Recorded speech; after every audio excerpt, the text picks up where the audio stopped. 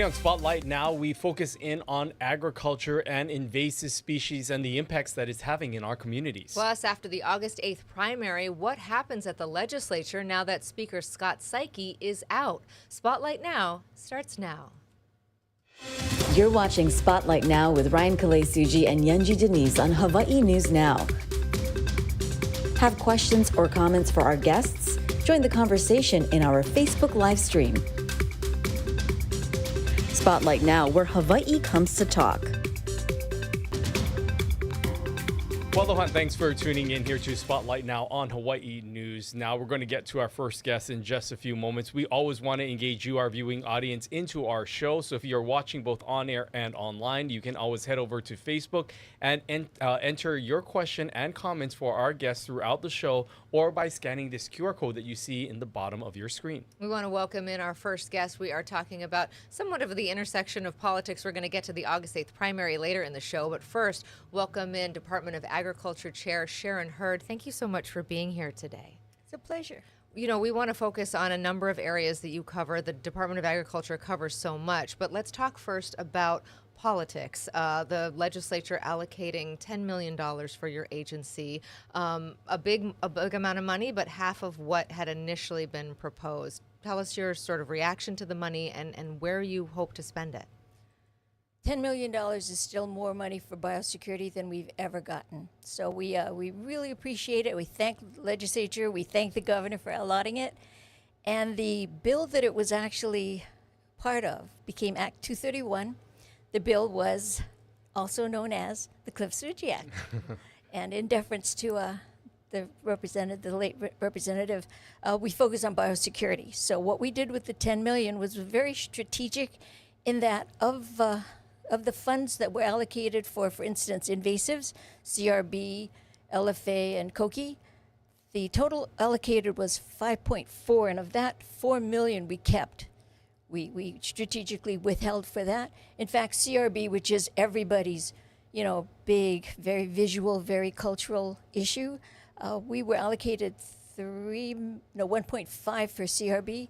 We were able to keep 1.2, so we retained 80% of that. And just so folks know, CRB is the coconut rhinoceros beetle, a very, very destructive pest that has now seemed to take hold in many of our communities. So pretty much that's what we did with the $10 million. We were very careful to keep the money for the purpose of the Cliff-Suji Act, which was to control the pests.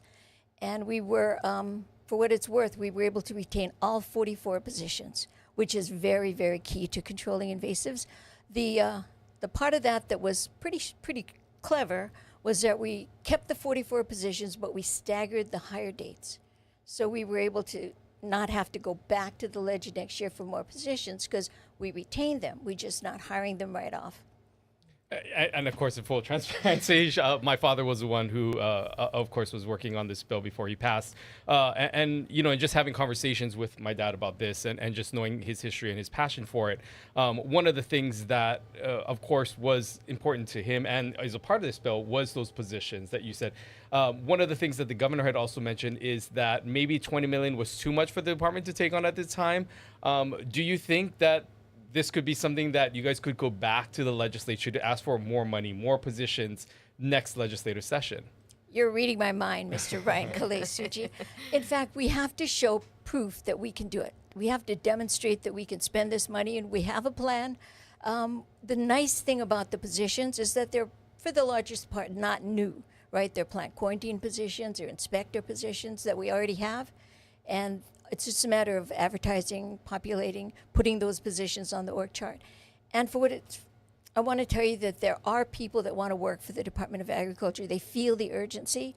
Right now, I'll say we have filled all the positions for plant quarantine inspectors. So this new allotment will give us more positions. And I think, I'm going to guess that we have people out there that are willing to help us join the fight.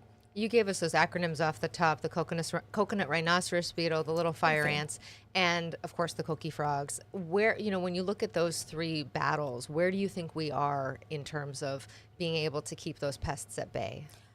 Okay, we'll never give up the fight. The fight goes on, but we will not lose the fight if everybody's in it. Just like if we gave up on roaches and rats, we would be infested with roaches and rats. So with CRB, the fight is tough because right now we don't have any chemicals or no treatments, no protocols that would allow us to treat for food. If you have a tree that you're using for food, the systemics that we have will probably poison or create some sort of a problem if you drink the milk or drink the water or eat the coconut. But if you have landscape CRB, we do have treatments we can use. You have to take off the flowers and the fruits before you treat, but they are effective. LFA, I'm going to bring up the rats and the roaches, similar situation, where there are household treatments, there are over-the-counter treatments that you can use. However, with rats and roaches, while they have diseases, the LFA bites you, right? And it causes blindness in dogs and cats. And so it's a little bit higher level of a concern. And the LFA, I think we got like 1.5 million for that. So our plan for LFA treatment is to hire CPOs, which is an acronym for Certified Pesticide Operators, that can go into residences. They have the know-how and the techniques to treat within the homes, and hopefully they'll advise the homeowners, you can use this for that, and if you have a child that's allergic, use this. If you have an aversion to using this chemical, you can use that. And with that type of training, we'll hope to get into a situation where it's over-the-counter treatments for LFA. So this would be individuals that would go into community and say, we know that there are little fire ants around, and go to individual homeowners or community leaders and say, these are the options that you have. Right. Of course, they would be invited in. We wouldn't be course. going, right? We would say, we want to come in. And with the coconut rhinoceros beetle, we have 1.2 million, and we're hoping to use that for community engagement. We need the community's help. So we're going to do like $200,000 for each county to help them fight their CRB, get into the neighborhoods and say, show us your best plan to control. We did that on Oahu, and they have some very good programs on Oahu that while they're effective, when they start sending in their reports, we can take those projects and move them into the neighbor island and the neighborhoods. That's where the fight's going to take place, I think, within the neighborhood communities. Well, as you're playing defense with what is already existing here on the island, there's also the defense that you have to play with anything else that's coming into the islands as well. So how do you manage the eradication that's currently existing on the island, but also focusing on things that are continuing to come in and making sure that there are not more, if not new, invasive species that come within our state? Very good question, because when you ask about a comprehensive plan for invasives, we are looking out for those that we don't have yet.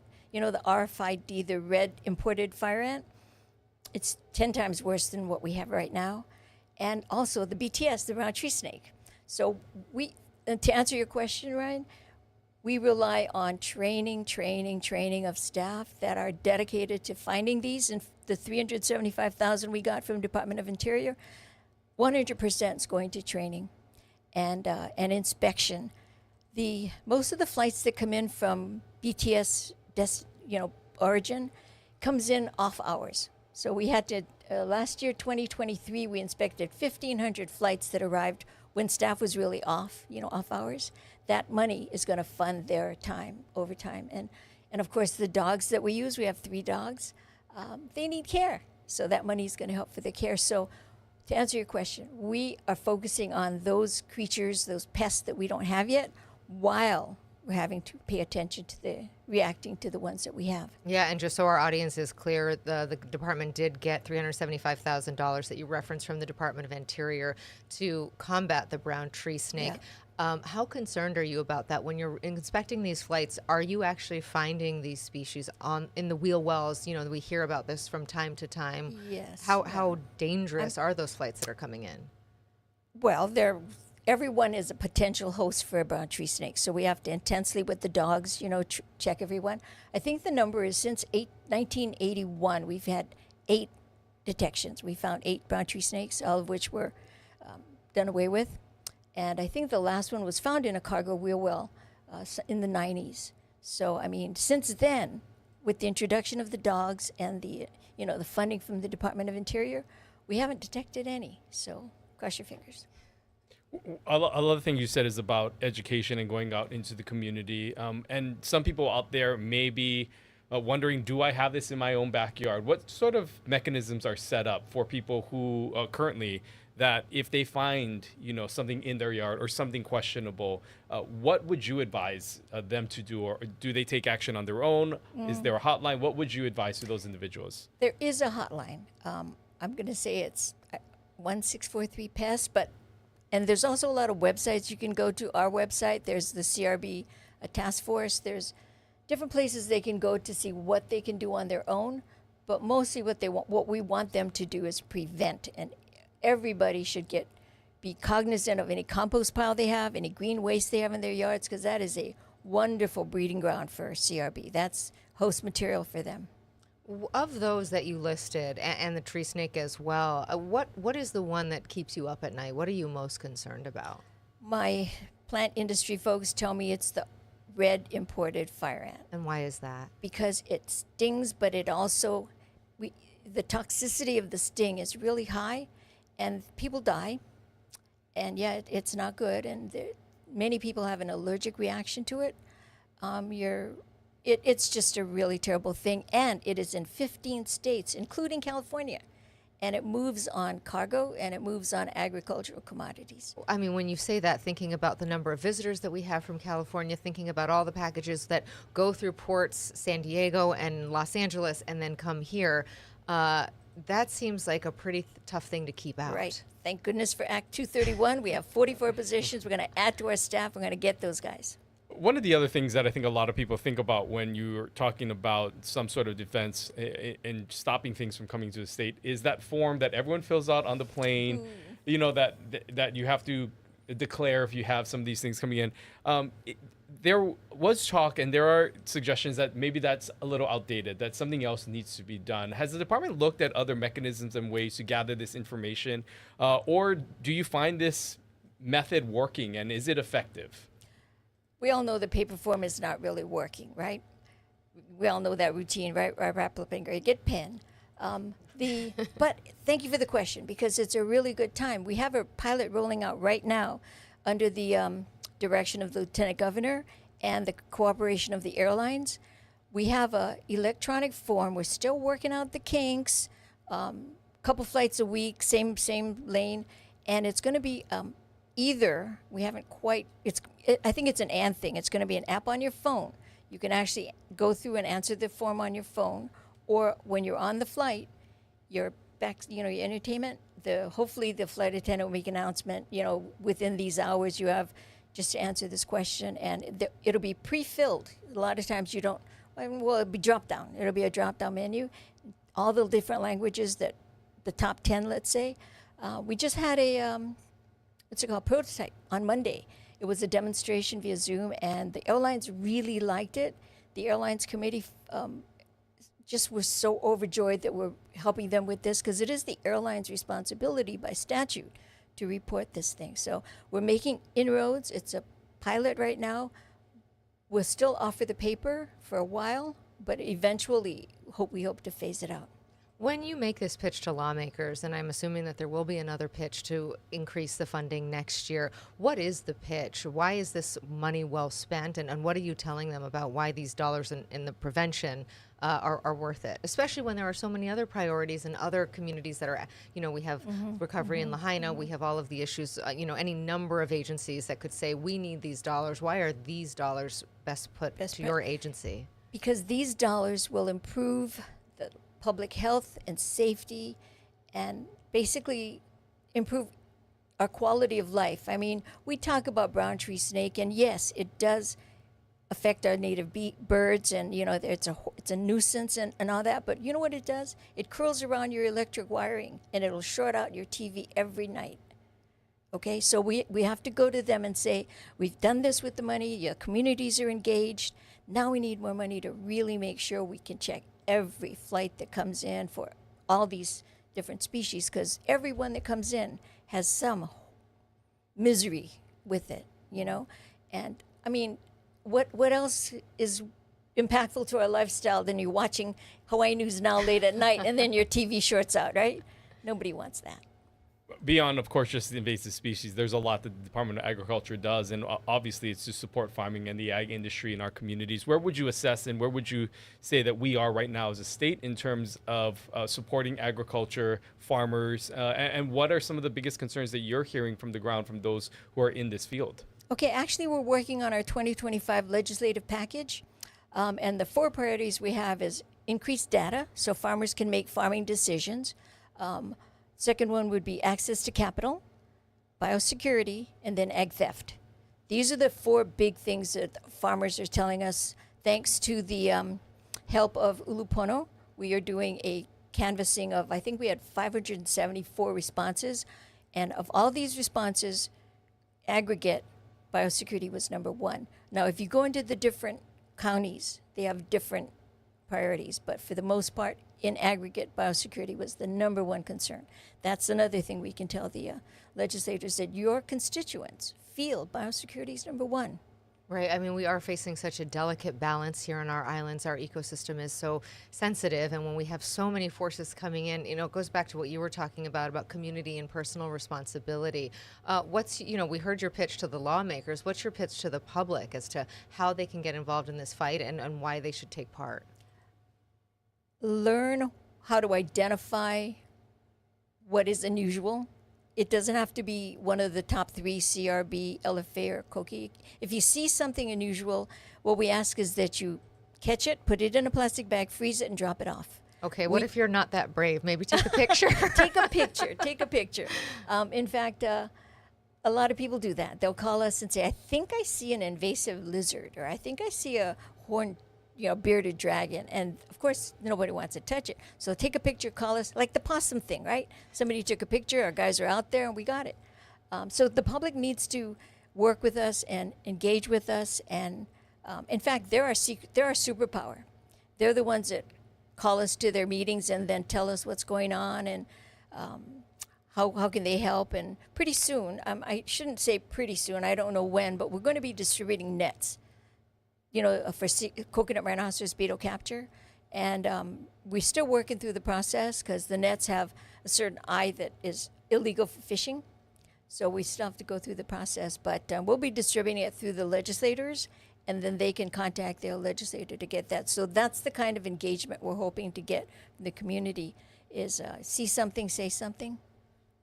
And just a final question, it has come up. This is obviously an issue that many people in our community are passionate about, and we've saw several sometimes heated conversations during the legislative session between lawmakers, members of your department, and trying to explain where you're at with this battle against a lot of these invasive species.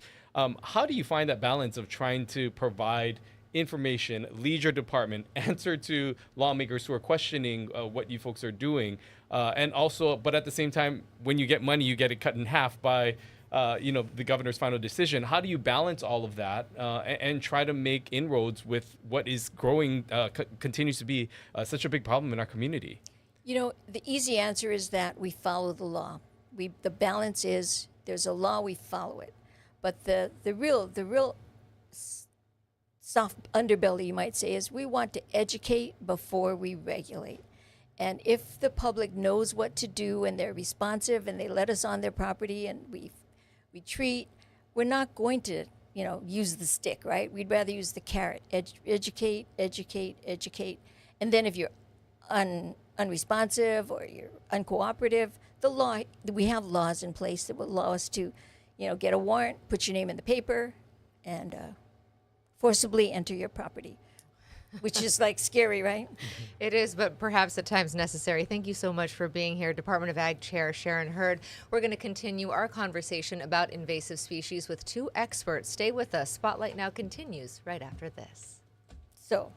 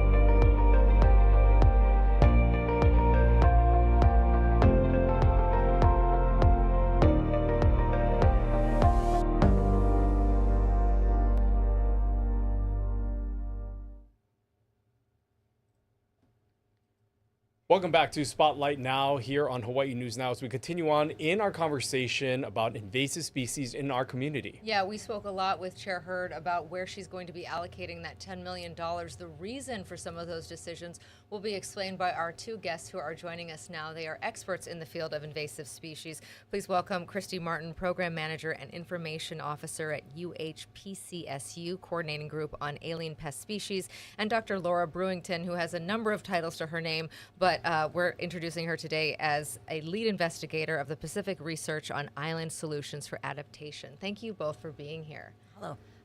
First, just so that our guests kind of have a context, if you could both tell us about the work that you're doing and why you're so passionate about combating invasive species in our islands. Dr. Brewington, we'll start with you. Sure, yeah, and thank you for having us today. So I have worked in invasive species for the last 20 years.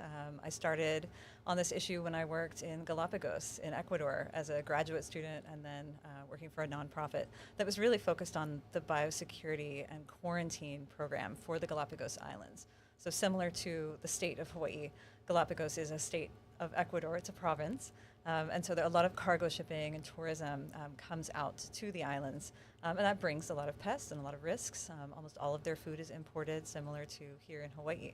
And so I was working with the Ministry of Agriculture to overhaul their quarantine and inspection system and really try to generate a dedicated annual stream of funding to finance those critical operations to prevent and detect invasive species before they get to the islands and before they become a problem.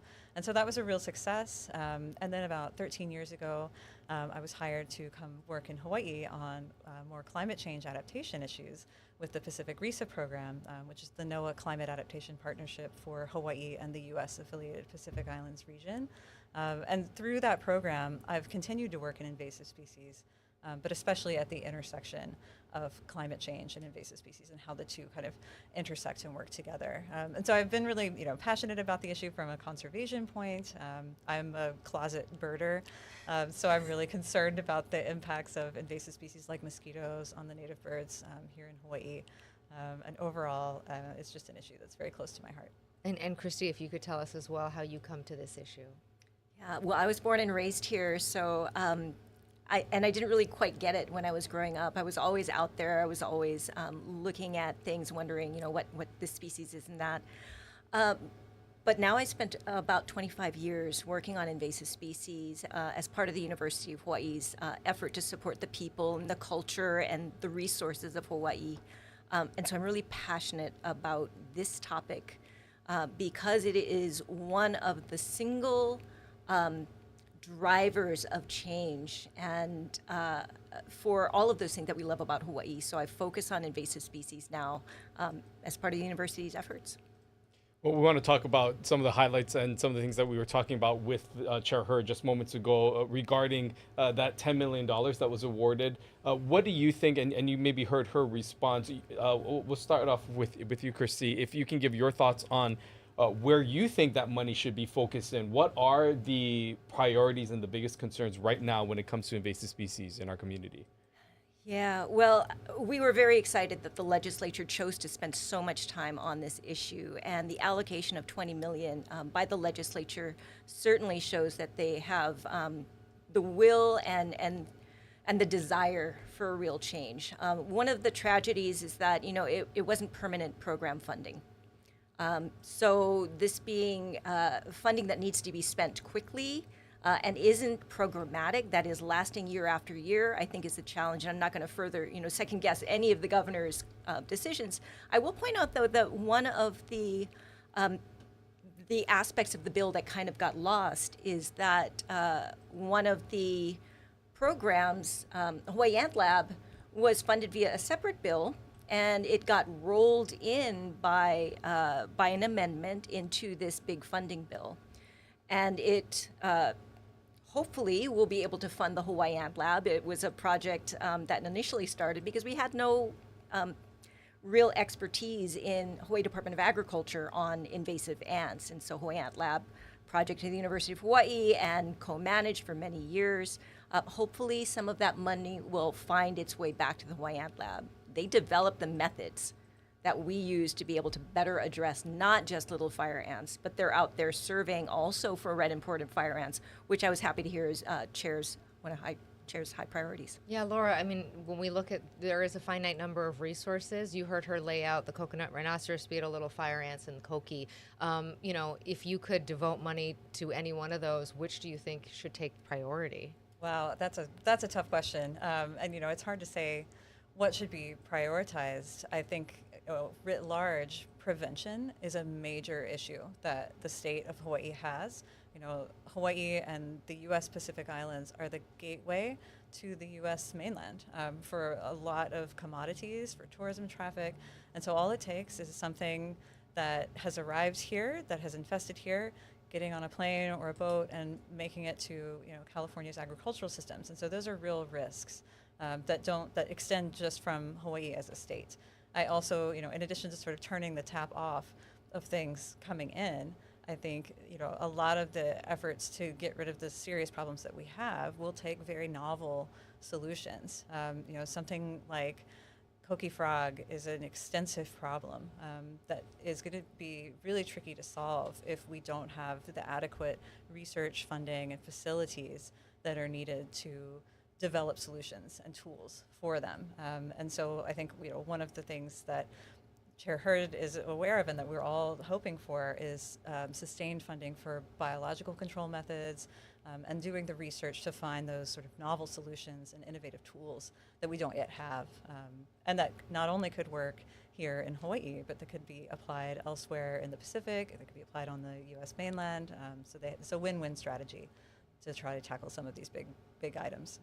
Chrissy, I want to ask you, and this may seem just like a naive question, but when you look at the Koki frog, let's say, that has been introduced into our environment for some time now, but yet pretty much contained to just Hawaii Island. We have seen pockets of it, but not to the large degree of what we see on Hawaii Island as we do, you know, on other islands. What was learned through that model, and how has the rest of the state been able to be spared maybe from the Koki frog entering their communities and what we're seeing there? Yeah, and Ryan and I come by this because my family lives in Hawaii, his family lives in Hilo, and so whenever we go home, we hear these loud and clear. Yeah. Well, I think Koki frogs, little fire ants first also entered very likely on Big Island, nettle caterpillar. I mean, the list goes on and on. And I think the challenge is to look at all of those situations, figure out, you know, how they got there, and how they spread around or didn't spread around. I think that is a lot of research that honestly could use some investment. We definitely need to look at those and see which policies and which programmatic elements are actually working to better apply those. But right now, Department of Agriculture really doesn't have a research branch to do that. They rely a lot on the university to do some of that work, but I think that's an opportunity moving forward. We absolutely should be looking at the policies, the programs, and honestly, the human capital that needs to happen. I think some of the rules that got put in place immediately, the ability to treat plants and work with nurseries to treat them prior to plants being sent, I think that's a great example of one of the fixes that is working. It could get better, of course, but has been very beneficial. And Dr. Brewington, I'm interested to hear from you about the intersection of climate and invasive species. We know that our climate is changing, fewer trade wind days, these really massive rain events. Of course, we have more hurricanes. How our climate changes impact what species are able to come here and take root? Yeah, no, it's a great and kind of terrifying question. And I'm going to take this second to make a plug for a group that both Christy and I are a part of called the Pacific Regional Invasive Species and Climate Change Management Network, just Pacific RISCC for short. We have a website, pacificrisc.org, where we're consolidating information about the intersection between climate change and invasive species, two huge threats to our region by themselves. But together, they can have a lot of different impacts. A really great example, a very sad example, is Hawaii's forest birds. And as the climate is warming in Hawaii and those warming temperatures are rising, the mosquitoes that carry avian malaria are also able to thrive at those higher elevations. And it's basically pushing those birds, you know, to extinction because eventually they can't go any higher. Climate change is changing where species might pop up and making it easier for new invasive species to thrive. And then something that I'm really concerned about is the flip side of that, how climate change can make us as islands less resilient to a changing climate. So invasive species are affecting, how we're able to respond and prepare for things like sea level rise and extreme events like storms, wildfires, like the fire that devastated Lahaina just a year ago. And so the work that we're doing with Pacific Risk is really trying to draw attention to that issue and the intersection between invasive species and climate change, and also try to help think through some novel solutions that are sort of win-wins, right? Like there's, if you've heard of nature-based solutions, that's something where you think, well, I'm worried about water supplies, and one of the things that we know here in Hawaii is that invasive trees like strawberry guava use a lot of water. And they're not supposed to be in our forests, but they're everywhere. And if you're able to remove those invasive trees, you are actually giving yourself more water in the long term, because the forest is able to sort of store that in the groundwater supply. And so that helps you think about confronting a future that might be drier, for example. So by sort of coming up with these, relatively easy solutions today, by tackling invasive species, you can build resilience for a changing climate in the future. And I just want to stay on with this. What would you say is the biggest threat right now facing our ecosystem and our agriculture community? I think invasive species-wise, I really worry about ants. I know Chair Hurd mentioned ants and mosquitoes, not just for the impacts that they have on Hawaii's birds, but on the impacts that they have for our human health as well. The governor is a medical professional. He's well aware that dengue is a disease that's transmitted by invasive mosquitoes. And that's a problem not just for Hawaii, but for the entire Pacific and much of the United States, mainland areas too. Agriculturally, I don't think anything threatens agricultural production more than ants. And there have been many studies that have shown, that if the red imported fire ant that Chair Hurd mentioned earlier were to arrive to Hawaii, that the losses economically, just writ large, would be huge, on the order of billions of dollars.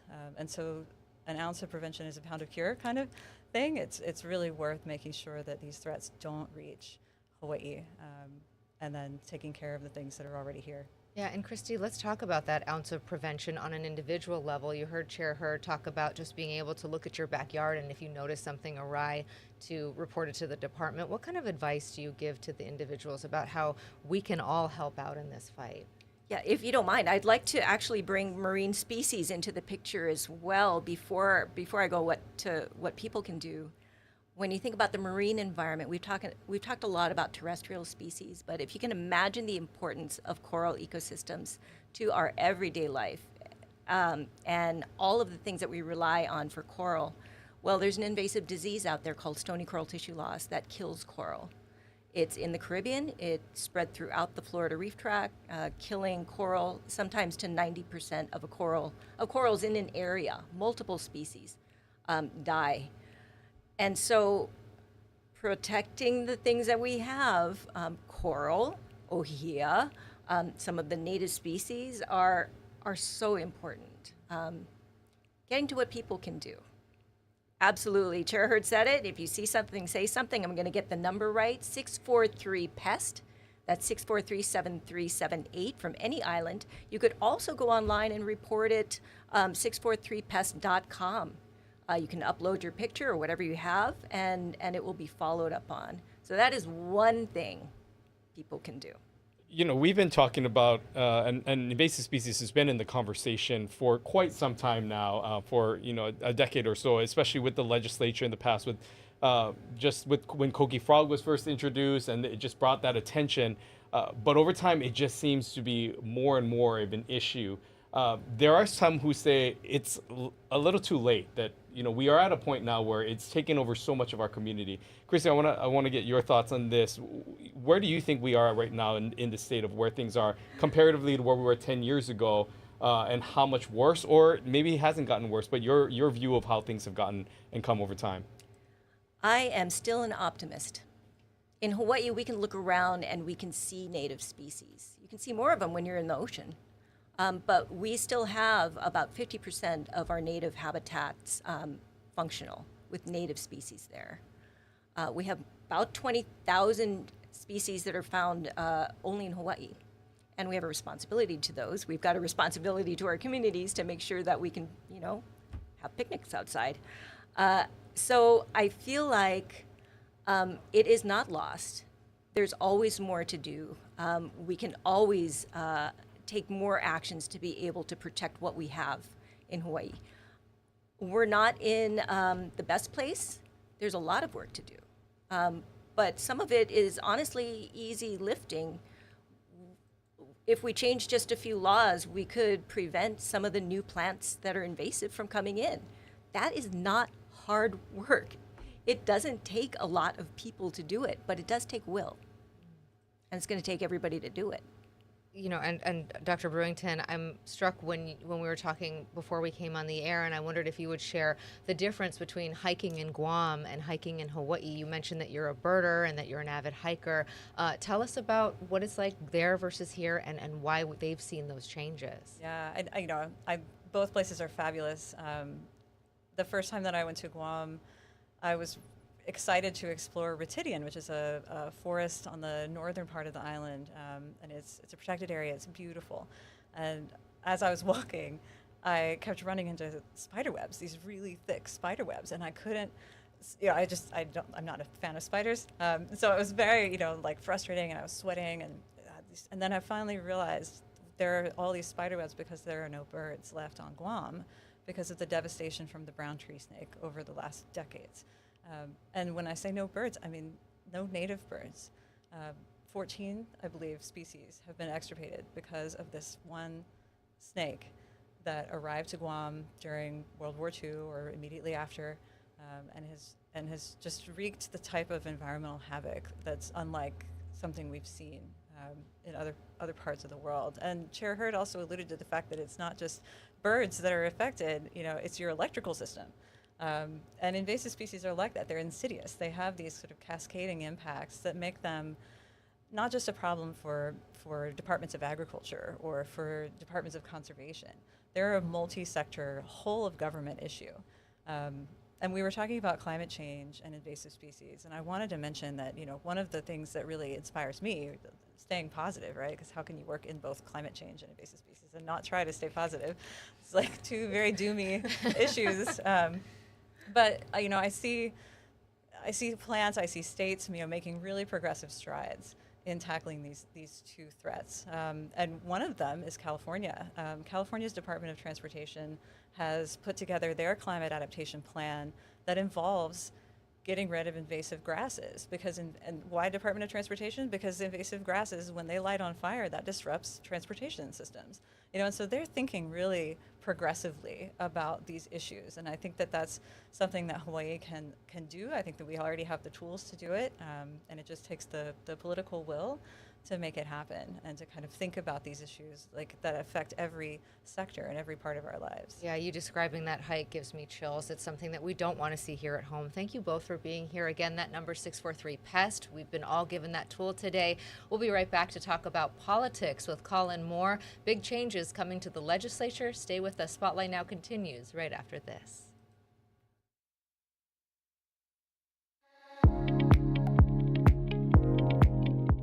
What is Hawaii's soul? It's the way we exist with all living things. The aina, the ocean, the sky, the kanaka, who originated from the islands. And everyone who calls Hawaii home. It's all of us living with island consciousness. It's understanding that the past is in front of us so that everyone can follow the kupuna that came before us. It's our shared kuleana to take care of these islands. And each other, because we belong to Hawaii. We are Ko Hawaii. Spotlight Now with Yunji Denise and Ryan Kalesuji. Connecting you with newsmakers from throughout our islands. Going in depth with Hawaii's leaders and taking your questions live. Spotlight Now, where Hawaii comes to talk.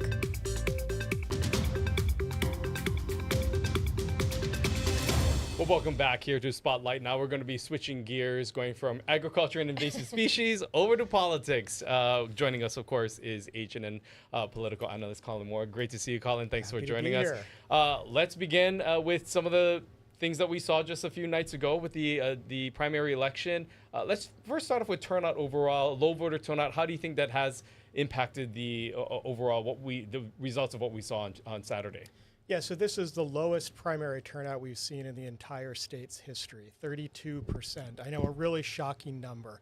You know, and especially if you imagine that it was around 60 in the 60s, just as early as 1994. And they couldn't make it any easier. The ballot comes to your house. Well, you know, this really is an important point, because we can't do anything to improve the technology anymore. I mean, I think there was some thought years ago that if we went to mail-in, if we had same-day registration, we'd improve those numbers, but they haven't really improved, except for, you know, we did get a bit of a bump in 2020 right after we introduced mail-in voting, but now it's gone way down, except for this last primary on Hawaii Island, where they did have a competitive mayoral race. You know, there's a lot of theories about why this is going on, but I think the most promising one right now is we don't have that many competitive elections, and we didn't have that many competitive elections on Saturday night. And so when folks see their ballot and they don't see a lot of options, which in many districts that was the case, and they don't have those top-level races like a competitive race for Honolulu mayor, where there's a lot of spending, a lot of excitement, a lot of organization that gets people out to the polls, you know, I think we got the result we probably should expect, which is low voter turnout. Well, I live in the district where there was a competitive race, and that is Kim Coco Iwamoto versus Scott Saiki. What was interesting, just on a personal level, in her campaign strategy, she not only sent out the mailers, she also sent out a mailer with a postcard that said, "I voted," that then you could send back. So it was like a commitment, if you were going to vote for her, that you had actually done the work. I mean, I'm interested what you think about her strategy, third time around, and now she's made it. Well, that strategy is a very sophisticated political one, because getting people to commit is a huge part of improving voter turnout.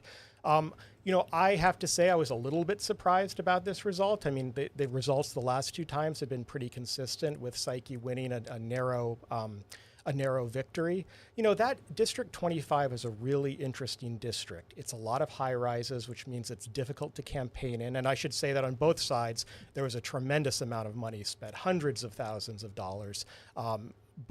So it's a difficult district to campaign in. A lot of new people have moved into that district, so you don't have the same kind of loyalty that you might see in more suburban districts like Manoa. I don't think a lot of people were as familiar with Scott Saiki, and Kim Coco used that to her advantage. You know, I think a lot of people are wondering why Saiki lost. And of course, this is one of the few races where you really had, where I would really call it an ideological race, where Kim Coco really was presenting herself as a strong progressive against a more centrist Scott Saiki.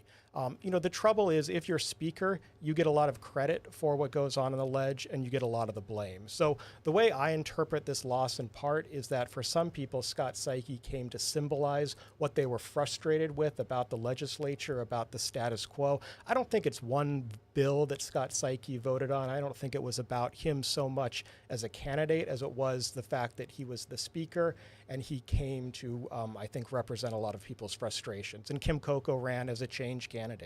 When we look at just what happens now with that vacancy of the speakership, and just looking at the history of the Hawaii state, how going back to when Calvin Say was in the position of speaker, during that time, there was a clear line in the sand between Calvin Say and his loyalists and the dissident party and the that faction that was made up of Scott Saiki, Sylvia Luke. You know, they eventually joined forces with Speaker Suki, which then took Suki into power, and then Saiki slid in after Suki. But since that time, there really hasn't been a clear definition in the House of these alliances or these coalitions that existed, say, when Speaker Say was there. Does that exist right now, where we could see different pockets of Democrats within the House that are jockeying for this leadership position, or will it, you think, just go kind of to the next in line? Well, so we do have progressive in the House, but I don't think they're organized in the same way as those insurgent progressives that Scott Saiki and Sylvia Luke were once part of. I think what we're likely to see is a speaker emerge who looks relatively similar to Scott Saiki, I mean, in terms of their ideological makeup and their politics. And the names I've seen discussed are Nadine Nakamura, who's the current majority leader, Linda Ichiyama, who's the chair of the Water and Land Committee, and a couple of other folks. But you know, they're still, for the most part, centrist politicians. I mean, one thing that I think Saiki was successful in doing as speaker was actually incorporating some of the progressives into leadership. And so I don't think he was really pushed out by progressives, and I don't expect that there's going to be a real public battle in the House. I think it's going to go probably to Nakamura or Ichiyama, and I don't think you're going to see a big ideological shakeup in the House. Okay, and just for people to understand, this does not mean that Kim Koko Iwamoto becomes Speaker, but whoever does take that leadership role, why is that role so important? So in Hawaii, as in all state legislatures, but particularly here, the Speaker is very powerful. The Speaker helps determine who gets committee chairmanships, and we have very strong committee chairs in Hawaii. So that means they get to determine what bills go forward, what bills get heard, what bills don't get heard. The Speaker helps to appoint the chairs of the most powerful committees, like Finance in the House, for example. So the Speaker has a tremendous amount of power. In the past, that person has really been kind of an insider politician. I mean, they haven't always been a very public figure. I think people ended up learning who Speaker Saiki was, but I don't think they knew him in the same way they knew someone like Governor Green, because it's not a very public position. What you need to become Speaker is to have great relationships with your colleagues, to be trusted, to have tremendous institutional knowledge, and really to be a master at balancing the different factions in the House, to know who needs what bills are important, what your district needs, what their district needs, and that you kind of have to be a master politician to pull that off. When you think about it, if Nakamura ascends into this position of speakership, then you have on the other side Kochi, who's in charge of the Senate. Hawaii. Yes. Hawaii is well represented in the leadership. Yes. I mean, what's going on there? I've been thinking the same thing myself. I mean, I think there's any disadvantage Nadine Nakamura has, it probably is that she's from Kauai in the same way that Senate President Ron Kochi is. But at the end of the day, I don't think that's going to be a very serious consideration. And I also mentioned Nakamura and Ichiyama because I think the members of the House are very excited to have the first female speaker in Hawaii's history. I think that would be a tremendous historical accomplishment, particularly with Vice President Harris running for president right now. Let's go to another neighbor island, and that is Hawaii County. Talk about that race, Mayor Mitch Roth not passing the threshold and now facing a challenger in the general. Yeah, so a very different experience on Hawaii Island as compared to the city and county of Honolulu, where Rick Blangiardi ran away with the election. I don't think this was an unexpected result. We all knew that Mitch Roth was in a little bit of trouble, primarily because, well, for two reasons. First, because the two big public sector unions, HGA and UPW, backed one of his challengers, Kimo Alameda. The second thing is that Kimo Alameda was, I think, just a tremendously talented candidate who got started early. He reminds me a little bit of Billy Kanoy. He's very charismatic. And so I wasn't surprised to see this result. And of course, there was a third competitor, Briani Kobayashi. So what this means is that Roth and Alameda will go forward. I think the big question here for folks who are watching this election is where do all the voters who supported Alameda, Kobayashi, where do they go? Are they going to return to support Mitch Roth, or are they going to support Kimo Alameda? And my guess is that a lot of them are going to support Alameda. And so I think Mayor Roth really has a serious fight on his hands. Do we often see that in Hawaii politics? I mean, when you look at the presidential level, there's oftentimes a large field of candidates running, and slowly they wean out and they endorse another candidate. Do you see some of the other candidates from Hawaii Island end up endorsing, like a Kobayashi, picking a side, and maybe do those other candidates who Roth and Alameda specifically go to these other candidates and ask for their public endorsement? Oh, I think they're absolutely going to ask for the public endorsement. I'm not sure they're necessarily going to get it. So Junior Tupai, the last candidate, ran as the Republican nominee for lieutenant governor. I expect he'll probably stay out of this. Briani Kobayashi, I'm not sure. I can't really speculate. I mean, she is a candidate who I think we'll see more of. She's relatively young. She's very talented. It may make political sense for her to stay out of this because it's really not clear who's going to come out ahead in that Hawaii Island mayoral race. Staying on Hawaii Island, we see a new person joining OHA, and it's a political face that we've seen before. Talk about that race.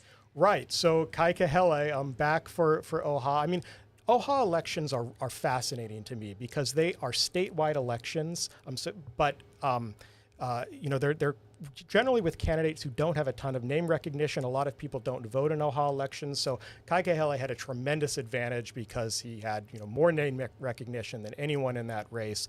It'll be interesting to see how he navigates that role. He, of course, has been very outspoken in the past. And we've seen that on OHA before, but I wasn't surprised that he won.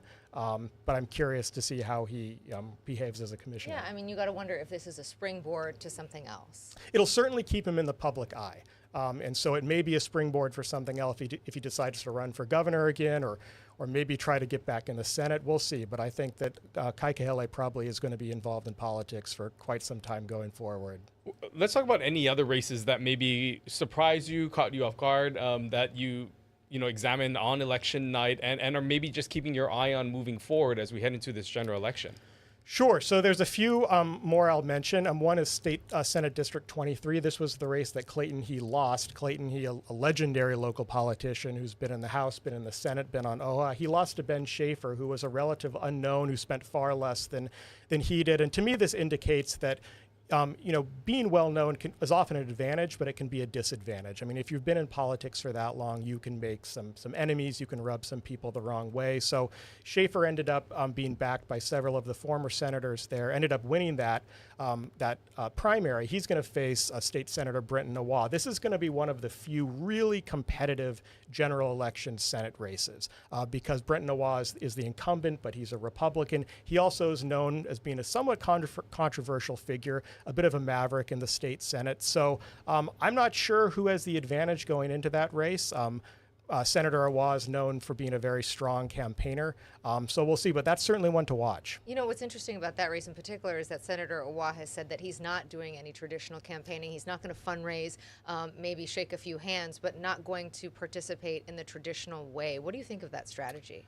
Well, that's kind of how we won the first time, so I think he thinks it works for him. I mean, he will be, as I understand it, he will be doing a lot of door knocking, meeting people individually, just not spending a lot of money, and I think he thinks that strategy makes sense for him. I do think that there are a lot of folks in that district who appreciate his outspoken approach to politics. I mean, but it's also an enormous district. It's hard to talk to everyone in that district.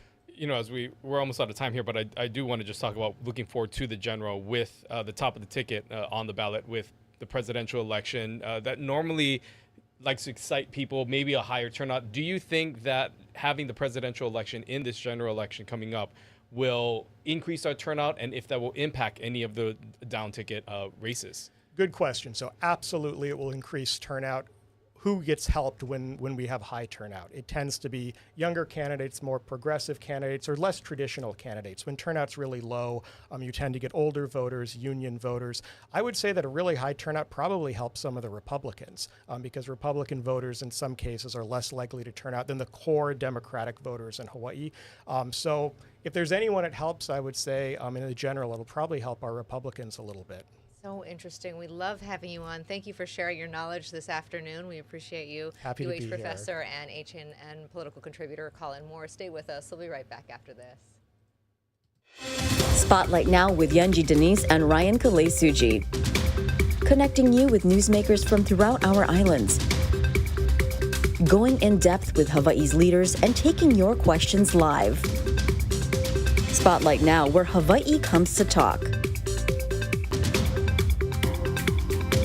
Well, jam-packed show here on this Tuesday as we start our conversation talking, of course, about invasive species and agriculture in our community. You heard from the department chair speaking about the importance of that allocation of $10 million that will go directly towards the eradication and combating some of these invasive species. And you really got a sense that that money is going to go to good use because they really do need it. Yeah, it sounds when you heard from our second block, those two guests, the invasive species experts, that they really need a lot more resources. If you think about how they're fighting this on so many fronts, and really the focus, it sounds like, Ryan, is on ants, that there is this ant species that they're trying to keep at bay that is poisonous, that she said could even be lethal, and of course the little fire ants that have really taken hold on Hawaii Island and in other pockets of our community. So interesting to hear about the fight there. Again, 643-PEST. I want to put that number out there because if you see something, make sure you do say something. It is very, very worrisome. And then talking about the election and just, lowest voter turnout in state history, and you can't make it any easier. You know, and we've heard this, that was going to be the prediction going into this election, that they did expect a low voter turnout because of the lack of candidates in a lot of these races. I mean, you can look at even the Honolulu mayor's race. There wasn't really a lot of competition there for the incumbent Mayor Rick Blangiardi. But of course, our eyes will continue to be on Hawaii Island as that plays out. That will be going into the general election. And seeing if some of these races will be impacted by the presidential race happening. Yeah, and also interesting to note who is going to become the next speaker. You heard Colin Moore there sort of laying out why the speakership is so important. So, you know, the priorities of the legislature, they only have a little less than 6 months to get a lot of bills passed, and that person really decides what gets to the forefront, who the chairs are, and what matters at the end of the day. So we'll be keeping an eye on that. Perhaps Kauai could have a very strong role in the legislature, but interesting also just to hear his thoughts on that race on the North Shore. Clayton, he losing, political, a heavyweight, if you will, losing to Ben Schaefer and now facing off against Senator Owa. Yeah, should be a little quiet, but still an exciting general election ahead. Next week, we're going to be focusing our eyes on the University of Hawaii. We'll be speaking with President David Lassner, who is near retirement, talk about some of his highlights and what he's hoping to accomplish in his last few moments in the leadership position at the University of Hawaii. We'll also catch up with Craig Angeles, the athletic director, as UH begins yet another athletic calendar season. We hope you enjoyed this episode of Spotlight Hawaii, Spotlight Now, I should say. We will see you right back here next week, Tuesday. Until then, enjoy this beautiful view of Oahu. Aloha.